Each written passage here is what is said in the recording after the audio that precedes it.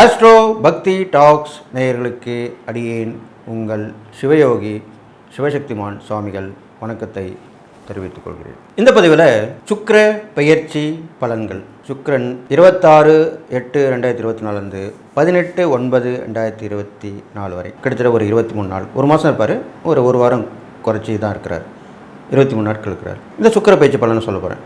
இந்த சுக்கிர பெயர்ச்சி பலன் இதுவரைக்கும் இல்லாத ஒரு விஷயத்தை சொல்ல போகுது. இந்த சுக்கிரன் தன்னுடைய நீச ராசியில் பிரவேசிக்க போகிறார். கன்னி ராசியில் சிம்மத்திலிருந்து கன்னிக்கு போகிறார். கன்னி ராசியிலே சுக்கிரன் நீசம் அடைகிறார். நீசம்னா தன்னுடைய சக்தியை இழக்கிறார். அவள் எவ்வளோ பெரிய அசுரகுருன்னு சொல்லக்கூடியவர், எல்லா ஆசாபாசங்களுக்கும் ஏற்றுக்கொள்ளக்கூடியவர், எல்லா இன்பங்களையும் அனுபவிக்கக்கூடியவர். அப்படிப்பட்ட அந்த அசுரகுருவான சுக்கிரன் இந்த பெயர்ச்சியிலே அந்த ராசியிலே கன்னி ராசியிலே நீசம் அடைகிறார். அப்போது கவனமாக இருக்கக்கூடிய காலமாக இது அமைஞ்சிருக்கு. பொதுவாக கன்னி பெண்கள் கவனமாக இருக்கணும். தன்னுடைய நிதானத்தை இருக்கக்கூடாது, தன்னம்பிக்கக்கூடாது, தன்னுடைய ஆசைகளை பேராசையாக இருக்கக்கூடாது. அனைவரும் கவனமாக பழகி வர வேண்டும். இந்த உள்ள காலகட்டங்களில் தன் நிலை அறிந்து செயல்பட வேண்டும். அதனால் கவனமாக இருக்கணும்னு சொல்லிட்டு இதனுடைய சுக்கிர பயிற்சியுடைய பொது பலனை இப்போ சொல்ல போகிறேன். அதுக்கு முன்னாடி எடுக்கிறார் வணக்கம். ஓம் குருப்யோ நம நற்பவே நற்பவே நற்பவே ஓம் காஞ்சிவாசாய வித்மகே சாந்தரூபாய தீமகே தன்னோ சந்திரசேகர பிரச்சோதயாத். என் ஆத்மாதி நம காக்கலை வணக்கம். ஓம் காளிகாசாய வித்மகே மசான வாசின்ன தீமகே தன்னோ அகோர பிரச்சோதயாத். சுக்கிர பெயர்ச்சி சிம்மத்தில் இது நாள் வரைக்கும் இருந்தார். சூரியனுடைய வீட்டில் அவர் இருந்தார். அப்போது சூரியன் வீடுன்றது சுக்கிரனுக்கு பகை வீடு தான். சூரியனுக்கும் சுக்கிரனுக்குமே ஆகாது, அப்படிதான் சாஸ்திரம் சொல்லப்பட்டிருக்கு. இப்பொழுது இன்னும் மோசம். புதன் வீட்டில் புதன் நட்பாக இருந்தாலும் புதன் வீட்டில் அவர் நீசம் அடைகிறார். அது புதனுக்கு உச்ச வீடு கன்னிராசி. அது நீசம் அடைகிறார். அப்போ நீசம்பட்ட சுக்கிர பயிற்சி எப்படி இருக்கும், அதனுடைய பலாபலங்கள், அது இருக்கிற இடம், அது பார்வை பெறக்கூடிய இடங்கள், இதுதான் 12 ராசிகளுக்குண்டான பலனை சொல்ல போகுது. அதுக்கு முன்னாடி பொது பலனை நான் சொல்கிறேன். பொது பலனை பார்க்கும் பொழுது ரிஷபராசியிலே குரு இருக்கிறார், மிதுன ராசியிலே செவ்வாய் இருக்கிறார், கடகராசியிலே புதன் இருக்கிறார், சிம்ம ராசியிலே சூரியன், கன்னிராசியிலே சுக்கிரனுடன் கேது ஏற்கனவே இருக்கார். சுக்கிரனோட போய் இணைகிறார். சுக்கிரனோட கேது இணைகிறார். இல்லாமல் கும்பராசியிலே சனி பகவான், மீனராசியிலே ராகு பகவான், ரிஷபத்திலே குருவுடன் சந்திரன் இருக்கிறார். இந்த சுக்கிர பயிற்சி ஆகும்போது குரு சந்திர யோகம் ஏற்படுகிறது. குருவும் சந்திரனும் சேர்ந்து குரு சந்திர யோகம் ஏற்படுகிறது. இது ஒரு ப்ளஸ் பாயிண்ட் தான். பொதுவாக சந்திரனும் சுக்கிரனும் சேர்ந்திருந்தாலே வளர்ச்சிகள், அபரிதமான விஷயங்கள், விபரீத ராஜயோகம் 1க்கு 2 இருக்கிறது, இது மாதிரிலாம் நடக்கும். சுக்கிரனுடைய சந்திரன் இருந்தாலும் சுக்கிர பயிற்சி காலத்திலே அந்த குருவுடன் சுக்கிரன் சந்திரன் இருப்பது ரொம்ப பெரிய விஷயம் தான். சந்திரன் உச்சம் பெற்றிருக்கார். உச்சம் பெற்று அங்கே யோகத்தை கொடுக்கிறார். குரு சந்திர யோகத்தை ஏற்படுத்தி கொடுக்கிறார். பொதுவான பலன்கள் பார்க்கும்பொழுது சுக்கிர பயிற்சி தான் சொல்ல போகிறோம். அதனால் சுக்கிரனை பற்றி எடுத்துக்கொள்வோம். சுக்கிரனாகப்பட்டவர் கேதுவுடன் இணைந்து தன்னுடைய சக்தியை அழைக்கிறார். அப்போ கேது தான் எல்லா கிரகத்துடைய சக்தியுமே ஆளுமை பெற்று திகழக்கூடியவர் கேது பகவான் தான். மற்ற 8 கிரகத்துடைய சக்தியை விட அதிகமாக தான் கேதுக்கு தான் அதிகமான பவர் உண்டு. அப்போ அந்த கேது என்ன பண்ண போகிறார், ராகுவை போல் கொடுப்பார் இல்லை, கேதுவை போல் கெடுப்பார் இல்லை தான் அப்படி தான் சொல்லுது சாஸ்திரம். அப்போ கெடுப்பார் எந்த வகையில் கெடுப்பார் அதுதான் இப்போ சொல்ல போகிறார். அந்த கேது சுக்கிரனோட இணைஞ்சிருக்கிறனால கேதுவோட சுக்கிரன் இல்லை, சுக்கிரன் தான் கேதுவோட இணைஞ்சிருக்கார். அப்போது அந்த சுக்கிர பயிற்சி காலகட்டத்தில் பொதுவான பலன்கள் பார்க்கும் பொழுது கேதுவுடன் இணைந்திருப்பதால் ஆன்மீகவாதிகள், ஆன்மீகத்தை தொழிலாக கொண்டவர்கள், அருள்வாக்கு சொல்பவர்கள், ஜோதிடர்கள், ஆன்மீக பெரியோர்கள், சாதுக்கள், இது மாதிரிலாம் சொல்லப்படுது. இவர்கள் எல்லாருக்குமே கொஞ்சம் நேரம் சரியில்லாமல் இருக்க போகிறது. இவர்கள் அனைவருமே பெண்கள் விஷயத்தில் கவனமாக இருக்க வேண்டும். பெரும்பாலும் முற்றும் திறந்தவர்களுக்கு இது பிரச்சனை இல்லை. இல்லற துறவியாக இருக்கிறவங்க, குடும்பத்தில் இருக்கிறவங்க தான் பிரச்சனை வரும். அப்போது பெண்களால் அவமானப்படக்கூடிய நேரங்களும் அமையும். மறைமுக தொடர்புகள் ஏற்படக்கூடிய காலமாக இது அமைய போது கேது கண்டிப்பாக கெடுப்பார். சுக்கிரனுடைய இருக்கிறனால அதாவது கெட்ட குணங்கள் கொண்ட பெண்களுடன் சவகாசம், அதன் மூலியமாக கெட்ட பலன்கள் கொடுப்பதும், பெயர் கெட்டு போவதும், அவமானப்படுதலும் இப்படி தான் நிகழ்த்து போகிறார். அப்போ ரொம்ப கவனமாக இருக்கணும். ஆண்கள் கவனமாக இருக்கணும், பெண்களும் கவனமாக இருக்கணும். பெண்களும் அவங்களுடைய தன்னிலை அறிந்து நடந்து கொள்ள வேண்டும். மறைமுக தொடர்புலாம் அதிகமாக இந்த காலகட்டத்தில் நடைபெறப் போகிறது. அப்போது அதுக்குண்டான எச்சரிக்கையாக கவனமாக இருக்கணும்னு சொல்லியிருக்கேன். இது இல்லாமல் இந்த சுக்கிரன் தன்னுடைய கன்னிராசியிலிருந்து உச்ச வீட்டை பார்க்கிறார். மீனராசியில் தான் உச்சமடைகிறார். அந்த உச்ச வீட்டை பார்க்கிறார். அப்போ அங்கே யார் இருக்கா, ராகு பகவான் இருக்கிறார். போதுமா? அப்போது கேது கெடுப்பார், ராகு கொடுப்பார். எதை கொடுப்பார்? ராகுவும் சுக்கிரனும் ராகுவும் பார்க்கும் பொழுதோ சேர்க்கும் பொழுதோ அந்த லீலைகள், தாம்பத்திய விஷயங்கள் இதெல்லாமே அதிகமாக கொடுப்பார். அபரீதமாக கொடுப்பார். அது நேர்முகமாக இருக்கலாம், மறைமுகம். பெரும்பாலும் மறைமுகமாக தான் சொல்லப்படுது. ராகுவுக்கு வந்து மறைமுகமாக தான் சொல்லப்பட்டிருக்கு. இப்போ மறைமுக தொடர்புகள் இப்படிலாம் ஏற்படும். அப்போ ரொம்ப உஷாராக இருக்கணும், கவனமாக இருக்கணும். இது இல்லாமல் நல்ல விஷயமும் நான் சொல்லணும். அப்படி பார்க்கும் பொழுது ராகு திடீர் அதிர்ஷ்டத்தை கொடுக்கக்கூடியவர். அப்போது பெண்கள் மூலிமா நல்ல ஒரு பெண்கள் வசதியாக இருப்பாங்க. அவங்களுக்கு எல்லாமே இருக்கும். நல்ல ஒரு அன்பு கிடைக்காம இருக்கும். அப்படிப்பட்டவங்களுக்கு வந்து இப்போது நல்ல ஒரு தொடர்பு ஏற்படும் போது, நல்ல மனிதர் நல்ல தொடர்பு அப்படிக்கும் போது அவங்க உதவி பண்ணுவாங்க. அது ஒரு நல்ல விஷயம் தானே. அதெல்லாமே இப்போ நடக்க போகுது. அப்போது ஒன்றுமில்லாதவர்களுக்கு பெரும் செல்வந்தரான பெண் தொடர்பு ஏற்படும்போது நல்லது தான் நடக்கும். அதே மாதிரி தான் ஆணுக்கும் அதே மாதிரி தான் நடக்க போகுது. இது மாதிரி நல்ல விஷயங்களும் உண்டு. ஆசாபாசங்கள் நிறைய நடக்கும். பொதுவாக நாட்டில்னு பார்க்கும்போது பெண்கள் வழி பிரச்சனை ஏற்படும். பெண்களுடைய முன்னேற்றம் பாதிக்கப்படும். பெண்கள் போர்க்கொடி தூக்குவார்கள். எங்களுக்கு உரிமை கொடுங்கன்னுவாங்க. மகளிருக்கு உண்டான விஷயங்களை கொடுங்க, எங்களுக்கு உண்டான உதவி செய்யுங்க, இந்த மாதிரி நாங்கள் தெரியாமல் பண்ணிட்டோம், எங்களுக்கு உதவி பண்ணுங்க அப்படின்னு சொல்லுவாங்க. காவல்துறை நாடுவாங்க, நீதிமன்றத்தை நாடுவாங்க. இது மாதிரிலாம் நிறைய நடக்கும் இந்த காலகட்டங்களில். பெண்கள் பெரும்பாலும் தொடர்பு கொண்டு பேசுவார்கள். இருந்தாலும் அவர்களுடைய நடவடிக்கை எப்படி இருக்கும் என்றால், கண் கெட்ட பிறகு சூரிய நமஸ்காரம். முதல்ல கெட்டு போயிடுவாங்க. இழக்காதெல்லாம் எழுந்துருவாங்க, கொடுக்காதெல்லாம் கொடுத்துருவாங்க. அதுக்கப்புறம் தான் புத்தி வந்து புகார் கொடுக்க வருவாங்க. அது மாதிரி வெளி உலகத்தை வந்து சொல்லுவாங்க. அதில் என்ன பிரயோஜனம்? ஒரு பிரயோஜனம் இல்லை. முன்னெச்சரிக்கையாக இருந்தால் எதுவுமே ஆகிருக்காது இல்லையா? அதுதான் இந்த பலனை அதிகமாக சொல்லியிருக்கேன்.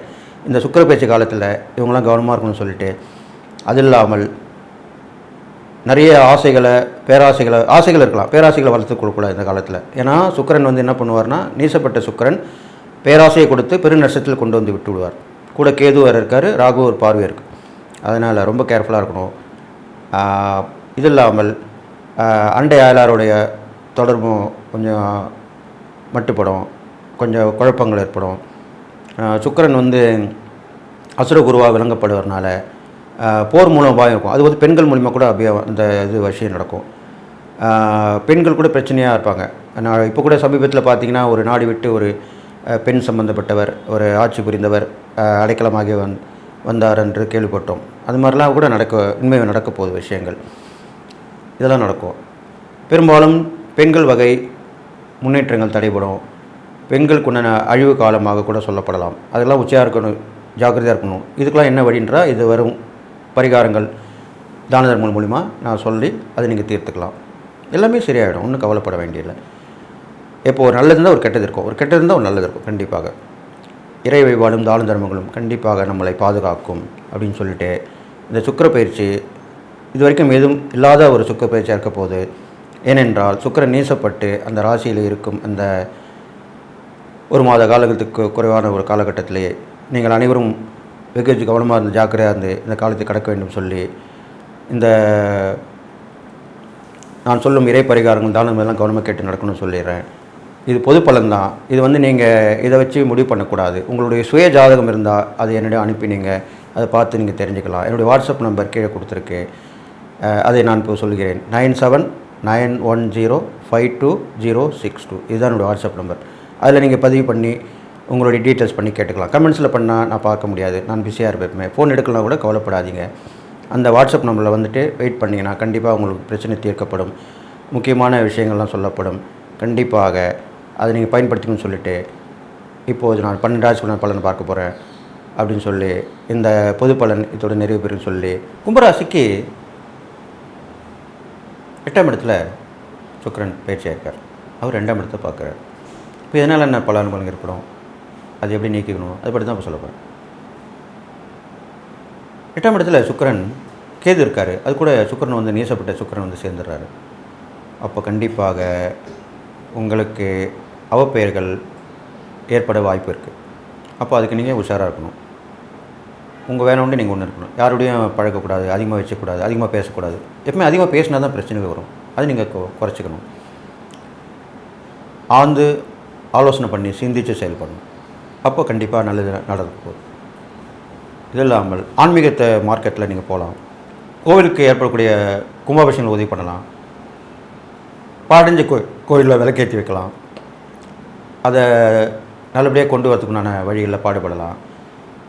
உழவார பணியில் ஈடுபட்டு அதில் பண்ணிட்டு வரலாம். இது மாதிரிலாம் பண்ணலாம். ஏன்னா பொதுவாக பெரும்பாலும் மகரம் கும்ப ராசிக்காரங்கள்லாம் உழைப்புக்கு ஏற்றவர்கள், சனியுடைய ராசியை உடையவர்கள்.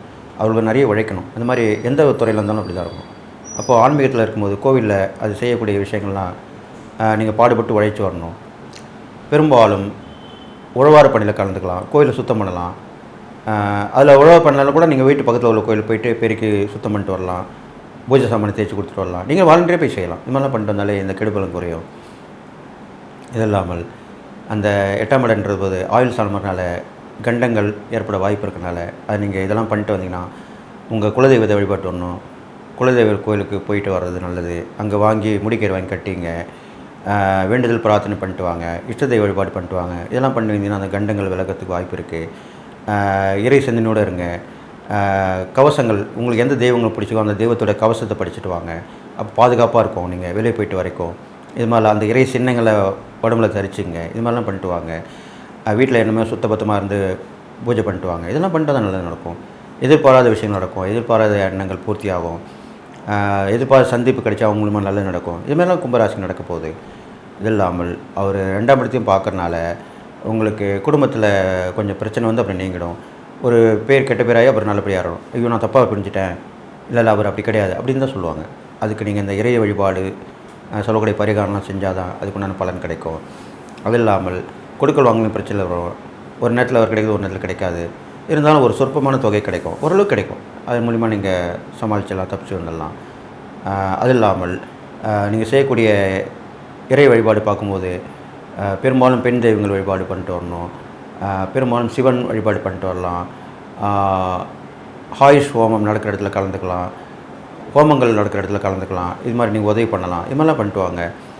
இது இல்லாமல் நீங்கள் கும்பராசியில் பிறந்திருக்காங்க, இந்த கும்பம்னு சொல்லக்கூடிய அந்த படையல் போடுறாங்க இல்லையா, இந்த இப்போ தெய்வத்தில் இந்த ஆடி மாதம் முக்கியமான காலகட்டத்தில் படையல் போடுவாங்க அம்மனுக்கு. அதில் கலந்துக்கலாம். அதில் உங்களுடைய பார்ட் இருக்கலாம், ஒரு சிறு பார்ட்டாக கூட இருக்கலாம். பெரும்பாலும் எந்த தெய்வத்துமாக இருந்தாலும் படையல் போட்டு வணங்கினீங்கன்னா உங்களுக்கு சூட்சமான பரிகாரமும் சொல்லப்பட்டிருக்கு. அப்போது உங்களுடைய கெடுபலம் கொஞ்சம் நற்பலன் ஏற்படும். இதை நீங்கள் கடைபிடிச்சிட்டு வரணும். எந்த கோயில் போனாலும் படையல் போட்டு வணங்கிட்டு வந்தீங்கன்னா கண்டிப்பாக நல்லது நடக்கும். உங்களால் முடிஞ்ச உங்கள் சக்திக்கு ஏற்ற மாதிரி பண்ணிட்டு வாங்க. இது இல்லாமல் படிப்பில் கொஞ்சம் மந்தம் ஏற்படும். அதெல்லாம் கொஞ்சம் கவனமாக இருந்து கவனிச்சுக்கணும். கல்வியில் முன்னேற்ற தடை ஏற்படும்.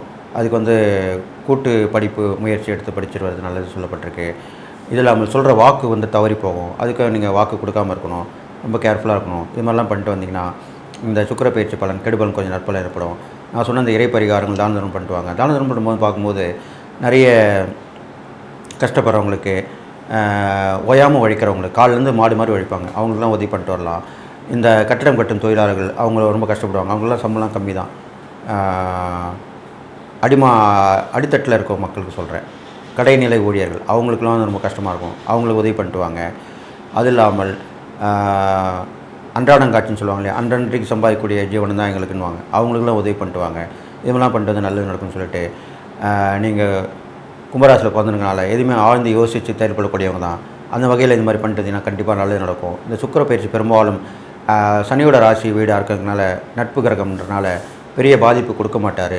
கண்டிப்பாக நல்லது தான் செய்வார். கொஞ்சம் கஷ்டத்தை கொடுத்தாலும் உடனே நிவர்த்தி பண்ணி கொடுத்துருவார். அதனால் பயப்பட வேணாம் அப்படின்னு சொல்லிட்டு இந்த கும்பராசிக்காரங்களுக்கு நான் சொன்ன இறை பரிகாரம் தானம் பண்ணிட்டு வந்தீங்கன்னா இந்த சுக்கிர பயிற்சி பலன் கண்டிப்பாக நல்லது செய்யும். கடைசியாக வந்து நீங்கள் அந்த ஆலயத்துக்கு தேவையான உதவிகளை கண்டிப்பாக செய்யணும். பெரும்பாலும் இது பண்ணிட்டு வந்தால் ரொம்ப விசேஷம் சொல்லப்பட்டிருக்கு. அது இல்லாமல் முன்னிருந்து ஒரு விழாவை நீங்கள் நடத்தி வரணும். அதுதான் முக்கியமாக சொல்லப்படுது. கடைசியாக அந்த முன்னின்று அந்த விழாவை நடத்தினா உங்களுடைய வாழ்க்கை சிறக்கும், உங்கள் குடும்பம் செழித்துவங்க, எல்லா வகையும் நலமும் பட்டு வாழ்வுன்னு சொல்லி வாழ்த்தி விடைபெறுகிறேன். நன்றி, வணக்கம். மீனராசிக்காரங்கள் பார்க்கும்போது உங்கள் ராசிக்கு 7ஆம் இடத்துல தான் சுக்கிரன் பயிற்சியாக இருக்கார், கேதுவோடு சம்மந்தப்பட்டிருக்கார். அவரும் உங்கள் ராசியை பார்க்குறார், 1ஆம் இடத்தை பார்க்குறார். அப்போது 7ஆம் இடத்தில் கேதுவுடன் சேர்ந்த சுக்கிரனை ராகு பார்வையிடுகிறார். கேதுவும் சுக்கிரனும் ராகுவை பார்வையிடுகிறார்கள்.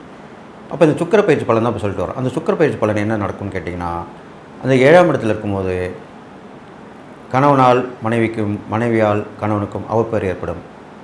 சந்தேகப்படுவாங்க. அதுதான் இப்போ நடக்க போகுது. மனைவி வந்து கணவன் மேலே சந்தேகப்படுவாங்க. ஒன்றுமே நீங்கள் நல்லது தான் பண்ணியிருப்பீங்க, ஆனால் சந்தேகமான குணம் வந்துடும். அதே மாதிரி கணவன் வந்து மனைவி சந்தேகப்படுவாங்க. அந்த போக்கை கண்டிப்பாக மாற்றணும். இப்போ உள்ள காலகட்டம் அப்படி இருக்குது. ரொம்ப கண்ணால் காண்பதும் பொய், காதால் கேட்பதும் பொய், தீர விசாரிப்பதே மெய். அந்த பழமொழி தான் இப்போ நீங்கள் கவனமாக கொண்டு வரணும். இல்லைனா உங்கள் குடும்பத்தில் பிரச்சனை வரும், பிரியக்கூடிய வாய்ப்பு வரும். அப்போ நீங்கள் கவனமாக இருக்கணும். நீங்கள் அலசி ஆராய்ஞ்சு பார்த்து யார் நல்லவங்க யார் கெட்டவங்கன்னு பார்த்து அதுக்கப்புறம் தான் முடிவு எடுக்கணும். அவசரப்பட்டு முடிவு எடுக்கக்கூடாது. யாராவது ஏதோ சொன்னாங்கன்னா அதை கேட்கக்கூடாது. இது மாதிரி பண்ணிட்டு வாங்க. இதே தான் உங்களுடைய பங்குதாரர்களுக்கும் ஏற்படும். அவங்க நல்லது தான் பண்ணியிருப்பாங்க, ஆனால் யாராவது களை மூட்டி அவங்க கெடுதல் பண்ணுறாங்க உங்களுக்கு அப்படின்னு சொல்லிடுவாங்க. அதெல்லாம் நீங்கள் ஆராய்ச்சி பண்ணி இப்போலாம் கண்டுபிடிக்கிறது நிறைய வழிமுறைகள் வந்திருக்கு. அதெல்லாம் நீங்கள் பார்த்து கண்டுபிடிக்கலாம். இறை வழிபாடு அதிகமாக வச்சுக்கிட்டிங்கன்னா அதில் நல்லது நடக்கும். இது மாதிரிலாம் பண்ணிட்டு வரலாம். இது இல்லாமல் உங்கள் ராசியை பார்ப்பதனால உங்களுக்கு ஆசாபாசங்கள் அதிகமாக இருக்கும், எண்ணங்கள் நிறைய இருக்கும். நல்ல வழியில் இருக்கணும்னு நினச்சிட்டு இந்த காலகட்டத்தில் கெட்ட வழியில் போகணுன்னு விரும்புவீங்க. அதெல்லாம் தவிர்த்துடணும். கெட்ட பழக்கங்களும் தவிர்க்கணும். அது அந்த மாதிரி பழக்க வழக்கங்கள் நட்பை கட் பண்ணி விட்டுடணும், போகக்கூடாது. இது ஆணாக இருந்தாலும் பெண்ணாக இருந்தாலும் இப்படி சொல்லப்பட்டிருக்கு. ஏன்னா உங்கள் ராசிபதி குருவுக்கும் சுக்கரனும் மிக ஆகாது. அப்போது இரண்டுக்கும் ஏடகுடமானு சொல்லுவாங்களே, ஏடகுடமாக ஏதாவது பண்ணுவார் சுக்கரன். அதனால் அதை நீங்கள் கவனமாக இருந்து பார்த்துக்கணும். இது இல்லாமல் மைனஸே சொல்லிட்டு வர்றது கூட கஷ்டமாக இருக்கும் உங்களுக்கு. இருந்தாலும் ப்ளஸ்ன்னு சொல்லும்போது உங்களுக்கு திடீர் அதிர்ஷ்டங்கள், திடீர் எதிர்பார்த்த வாய்ப்புகள் கண்டிப்பாக சேரும். ஒரு பெரிய மனிதரோட தொடர்பு ஏற்பட்டு அது மூலிமா நல்லது நடக்க போகுது. அது இந்த காலகட்டத்தில் நடக்கும். நீங்கள் எப்பவுமே ஒரு பெரிய சிந்தனையோடு இருக்கணும், தியானமாக இருக்கணும், நிறைய பேருக்கு உதவி பண்ணிட்டு வரணும். அது ஆன்மீகத்தில் உள்ளவங்களுக்கு உதவி பண்ணிட்டு வரணும். ஆன்மீகவாதிகள், ஆன்மீக பெரியோர்கள், சாதுக்கள், ஏழ்மையாக இருக்கிற உண்மையான சாமியார்கள், இவங்களாம் உதவி பண்ணிட்டு வரலாம். அவங்களாம் பண்ணிட்டு வந்தால் கண்டிப்பாக நல்லது நடக்கும். பரிகாரங்கள் பார்க்கும்போது அவங்களுக்கு தான தர்மங்கள் பண்ணிட்டு வரலாம். உண்ண உணவு, உடுக்க உடை, அது இல்லாமல் அவங்களுக்கு தேவைப்பட்ட பொருட்கள் இதெல்லாம் வாங்கி கொடுக்கலாம். காலத்துக்கு ஏற்ற மாதிரி வாங்கி கொடுக்கலாம். குடை, செருப்பு, போர்வை இது மாதிரிலாம் வாங்கி கொடுக்கலாம். இது மாதிரிலாம் வாங்கி கொடுத்திங்கன்னா அவங்களுக்கு கண்டிப்பாக நல்லது நடக்கும். அதனால் புண்ணியங்கள் ஏற்பட்டு பாவங்கள் குறைந்து கெடுபலன் குறைந்து நற்பலன் ஏற்படும். இது மாதிரி தான் சொல்லப்பட்டிருக்கு. எளிய பரிகாரங்கள் செய்யலாம். நீங்களும் இறை வழிபாடு அவ்வளோ செய்ய மாட்டீங்க, இருந்தாலும் தொடர்ந்து செஞ்சுட்டு வரணும். இப்போ உள்ள காலகட்டம் கண்டிப்பாக செஞ்சணும்னு சொல்லிட்டுருக்கேன். பெண்கள் மூலிமா உங்களுக்கு அவப்பேர் ஏற்படும்போது அந்த பெண்கள் மூலிமா நல்லது நடக்க வாய்ப்பு இருக்குது. அது எப்படின்னு கேட்டிங்கன்னா, நீங்கள் உயர்ந்த குறிக்கோளில் இருந்து நல்ல சிந்தனையோடு இருந்து ஒரே சிந்தனையாக இருந்து நம்ம நல்லது தான் பண்ணுறோம், எப்படி பாசிட்டிவாக நம்ம நினைக்கிறோம் இல்லையா, பிரபஞ்ச சக்திகிட்ட எப்படி நம்ம பாசிட்டிவாக கேட்குறோம், அது மாதிரி பாசிட்டிவாக கேட்டு நடந்தீங்கன்னா கண்டிப்பாக அந்த கெட்ட விஷயங்கள், கெட்ட எண்ணங்கள் மறைந்து நல்ல விஷயங்கள், நல்ல எண்ணங்கள் தான் மனசில் தோன்றி அதுதான் வாழ்க்கைக்கும் நடைமுறைக்கு சேரப்போகுது. இதுதான் சொல்லப்பட்டிருக்கு. அதனால் இந்த சுக்கிர பயிற்சி பலன் எல்லா வகையிலுமே உங்களுக்கு ஓரளவுக்கு ஏற்றமாக தான் இருக்க போகுது. நீங்கள் நான் சொன்ன இறை பரிகாரம் இருந்தாலும் பண்ணிட்டு வந்தீங்கன்னா இந்த சுக்கிர பயிற்சி பலனை கடந்து வந்துடலாம். நீங்கள் கடைசியாக செய்யக்கூடியது என்னென்னு கேட்டிங்கன்னா, நீங்கள் எந்த ஒரு ஆலயத்துக்கு சென்றாலும் அங்கே நீர் சம்மந்தப்பட்ட விஷயங்கள், இப்போ நீர்னால் இப்போ அபிஷேகத்துக்கு தேவையான நீர்கள் அதை வர வச்சு கொடுக்கலாம். தானந்தம் பண்ணும்போது அந்த நீர் மோர், குடிக்க தண்ணி கொடுக்கலாம். இது மாதிரி பால் வாங்கி கொடுக்கலாம், அபிஷேகத்துக்கு பால் வாங்கி கொடுக்கலாம். இது மாதிரிலாம் தொடர்ந்து அந்த நீர் சம்மந்தப்பட்ட விஷயத்தில் நீங்கள் தான தர்மம் பண்ணிட்டு வந்தால், கோவிலுக்கு தேவையானங்களை செஞ்சுட்டு வந்தீங்கன்னா கண்டிப்பாக நல்லா நடக்கும். அது இல்லாமல் குரு கடாட்சம் உங்களுக்கு இருக்கிறனால அந்த குரு வழிபாடு வரணும். குருவை கண்டிப்பாக கைப்பற்றிக்கணும். அவருடைய ஆலோசனைப்படி நடக்கணும். இறை சிந்தனையோடு இருக்கணும். குரு வழிபாடு மிக உயர்ந்ததாக சொல்லப்பட்டிருக்கு உங்களுக்கு. அது இல்லாமல் குருவுக்கு குருவான அந்த முருகன் எம்பெருமான், தகப்பன் சாமின்னு சொல்லக்கூடிய அந்த சுவாமிநாத சுவாமி, அப்படி தான் தகப்பனுக்கே சிவனுக்கே அவர் உபதேசித்தவர். அந்த குருவை நீங்கள் வணங்கி வரலாம். அப்போது எல்லா விதத்திலும் ஏற்றங்கள் ஏற்படும். நீர் வாழக்கூடிய ஜீவராசிகளுக்கு உணவு கொடுத்துட்டு வரலாம். இதெல்லாம் பண்ணிட்டு வந்தீங்கன்னா இந்த சுக்கிர பயிற்சி பலன் கண்டிப்பாக கெடுபலன் கொஞ்சம் நற்பலன் ஏற்படும்னு சொல்லிட்டு நீங்கள் கண்டிப்பாக யோசனை பண்ணி அவசரப்படாமல் ஆத்திரப்படாமல், உங்களுக்கு சமயோசித புத்தி அதிகமாக வருன்றது ஏற்கனவே உண்மையான விஷயம். அதை நீங்கள் இந்த காலகட்டத்தில் பயன்படுத்தி இந்த சுக்கிர பயிற்சி பலனை நல்லபடியாக கலந்து வரணும்னு சொல்லி வாழ்த்தி, எல்லா நாளும் பெற்று வாழணும்னு சொல்லி வாழ்த்தி விடைபெறுகிறேன். நன்றி, வணக்கம்.